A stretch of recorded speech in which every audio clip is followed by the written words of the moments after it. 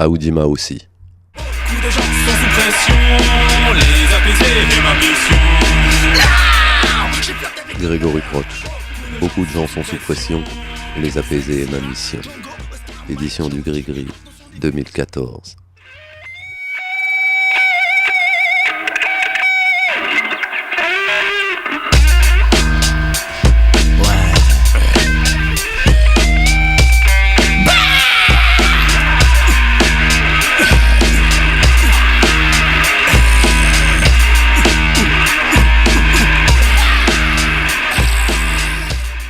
Prélude au réveil. Des dizaines de jeunes avocats prenaient place au fond de la salle. C'était une audience de gala, l'occasion unique de voir à l'œuvre trois brutes du barreau. Platini, Zico et Maradona associés. Gibault, Varro et Vergès. 1994, mon premier procès. Jean Edernalier harcelait depuis des mois dans son Idiot International et ailleurs Josiane Savigno, directrice du Monde des Livres, enchaînant révélations et descriptions salaces, centrées invariablement sur les liens entre la biographe Josiane Savigno, publiée chez Gallimard, et Jo S., qui dirigeait au grand bénéfice des auteurs Gallimard le principal organe de promotion et de censure du livre en France dans les années 90. Dans toutes les rédactions circulaient des photocopies des articles de Jean Ederne les plus hardcore. Tout Paris riait ou avait mal pour elle. Elle était à bout. Elle voulait laver son honneur. Allier avait peu de chances de s'en tirer, l'idiot d'y survivre. Gibault et Varro plaidèrent le dossier, la liberté d'expression, celle de la presse et la licence poétique, évoquèrent les précédents honteux, Victor Hugo, Flaubert, Baudelaire. Les avocats et Jean Ederne étaient d'accord, il fallait au moins en faire un épisode cuisant pour la critique et l'édition, victorieuse de l'écrivain. C'était la mission de Vergès.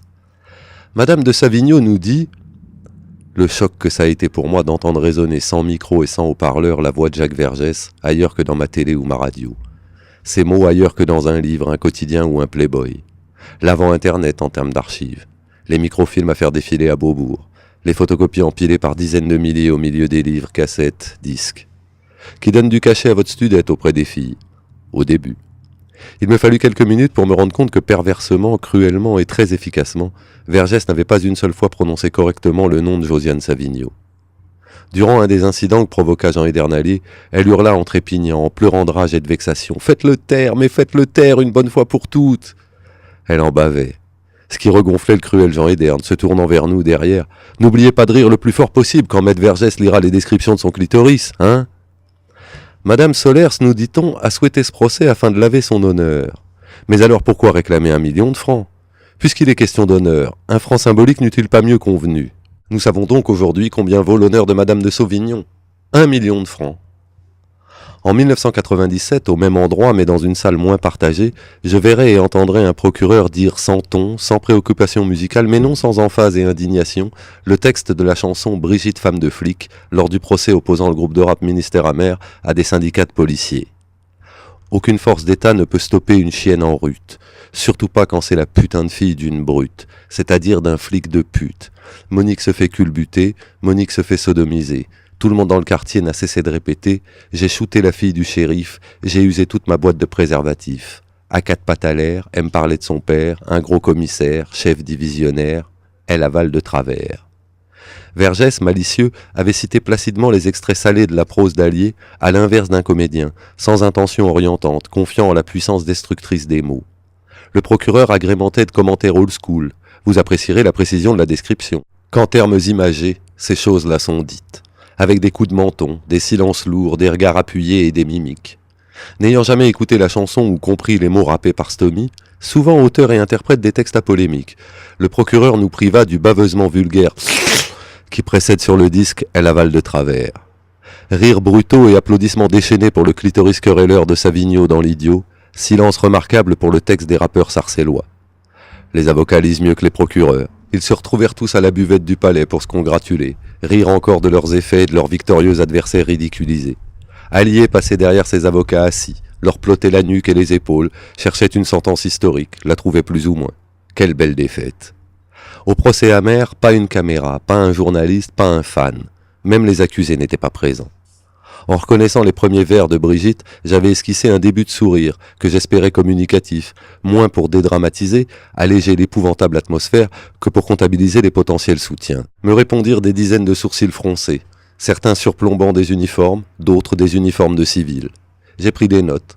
Je travaillais sur un texte, je serais mort à l'époque plutôt que d'appeler ça un article, comparant les destins médiatiques des deux groupes de rap les plus scandaleux. NTM, à mes yeux, la subversion institutionnalisée, digérée déjà par les élites branchées parisiennes, guignolisée et pris dans le masque. Ministère amer, son soufre pas encore dissipé, la secte Abdoulaye, société exportatrice du culte en terre étrangère, quelle trouvaille. Une dimension africaine, une violence verbale inédite, une rage banlieusarde, y compris contre le hip-hop parisien, des procès intentés à la presse, etc.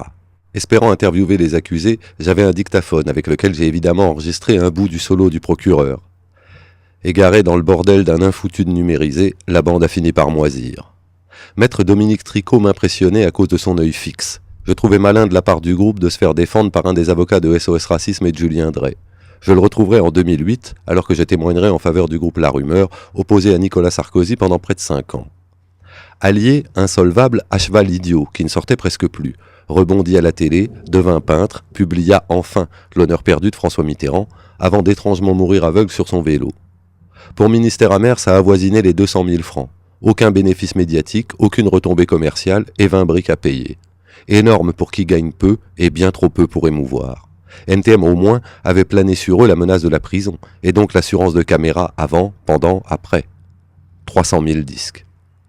Le jour où ça a été annoncé, je traînais en bas de la rue de Charonne. Je bute contre Passy et Ahmed Dey qui erraient un peu avant d'aller chez Nova. Le Congolais était KO, abruti, assommé par la Somme. Il assurait la promo de son disque qui sortait, et on avait beau vraiment peu se connaître, je tombais du ciel. Viens militer, c'est toi qui vas parler de ça. En plus, toi tu y étais au procès, moi j'y arriverai pas. Nova. Un temple, un musée, un centre de formation pour Canal+, et un cimetière en même temps. Dans le même immeuble qu'Africa numéro 1. Ou le contraire. Une des crèches où est né le rap français. Longtemps après La Voix du Lézard, Phil Barnet et Sydney, lorsqu'en 1989 on y laissait un soir par semaine les micros ouverts aux jeunes pousses. Tous y sont passés. Comme dans le studio de Mariano Beuve. On trouve ça aujourd'hui sur YouTube. 1991, premier maxi, Traître. 1992, premier album, Pourquoi tant de haine. 1994, second album, 95-200. Objectivement boycotté les deux par les médias, sauf Rapline sur la petite M6. On trouve ça aussi sur YouTube. Les plaintes de Pasqua et des syndicats de policiers, les mises sur écoute, les articles mensongers et diffamants, les concerts rendus impossibles car trop dangereux pour l'ordre public. La tôle pour Passy en préventive après mise en examen pour complicité et finalement non-lieu, la mise au vert consécutive, et revenir sur Nova en vedette. Passy pourtant était à gare au fond d'un canapé en attendant son passage. Les attachés de presse portaient en ce temps-là des doudounes sans manches, des pulls à très gros col roulé et des jupes longues en jean, sauf Juliette Fievet et Nathalie Ridard. Toujours en basket, elle devait sentir des pieds et souriait plus volontiers à un journaliste de la presse P ayant pris des pages de pub qu'à un indépendant ébouriffé arrivé dans le sillage d'un rappeur. Elle commençait à aimer les noirs, les artistes, ne discutait sérieusement qu'avec les blancs, la maison de disques, les médias, et éprouvait un singulier malaise si d'aventure un arabe se glissait dans l'équipée, l'entourage. Je découvrais des filles et fils de gens du business, recyclés neveux et nièces de ponte de l'édition, trop tartes pour reprendre une affaire familiale mais innocents d'étards et complexes prolos, et par conséquent socialement capables de sourire, d'accueillir, de parler, de feindre d'écouter, de faire patienter, de s'enthousiasmer, de perroquer les éléments de communication avec importance et sensibilité, de mépriser le plus petit personnel.